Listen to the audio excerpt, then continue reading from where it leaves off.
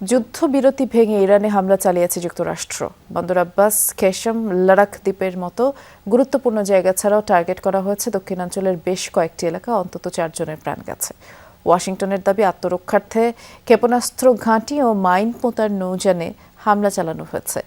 এরপরও ট্রাম্প প্রশাসনের হুঁশিয়ারি, যে কোনোভাবে হরমুজ প্রণালী খুলে দিতে হবে তেহরানকে। লোডশেডিং কিংবা ঘরের বাইরের তীব্র গরমে ওয়ালটন রিচার্জেবল ফ্যান থাকলে থাকবে শুধু বাতাস আর বাতাস।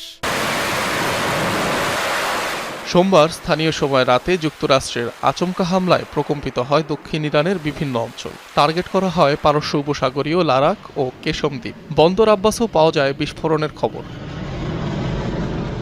মার্কিন সেন্ট্রাল কমান্ডের দাবি, মাইন পাতার কাজে ব্যবহৃত নৌযান আর ক্ষেপণাস্ত্র ঘাঁটি টার্গেট করে চালানো হয়েছে হামলা। ইরানের সম্ভাব্য হুমকি থেকে সেনাদের সুরক্ষিত রাখতেই নেওয়া হয়েছে এই পদক্ষেপ।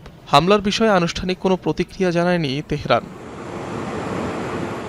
এদিকে ভারত সফরের মাঝখানেই ইরানকে কঠোর হুঁশিয়ারি দিয়েছেন মার্কিন পররাষ্ট্রমন্ত্রী। জানিয়েছেন, যে কোনো মূল্যে খুলতে হবে হরমুজ প্রণালী, কিন্তু তেহরানের দাবি ভিন্ন। হরমুজ প্রণালী খুলতেই হবে, যে কোনোভাবেই হোক এগুলো খোলা হবেই। যেখানে যা ঘটছে তা বেআইনি, অবৈধ এবং অগ্রহণযোগ্য। বিশ্বের এমন কোনো দেশকে দেখিনি যারা এমন করে, সুতরাং এটা হতে পারে না। মার্কিন অবরোধ তুলে নেওয়া হলে ইরানের নির্ধারিত ব্যবস্থাপনায় হরমুজ দিয়ে বেসামরিক জাহাজ চলাচল করতে পারবে। এটা আমাদের নিরাপত্তার জন্য গুরুত্বপূর্ণ। কর্তৃপক্ষ দৃঢ় সংকল্পবদ্ধ। আইআরজিসির দাবি, গেল 24 ঘন্টায় হরমুজ প্রণালী পাড়ি দিয়েছে 32টি নৌযান। অনিক রহমান, যমুনা নিউজ।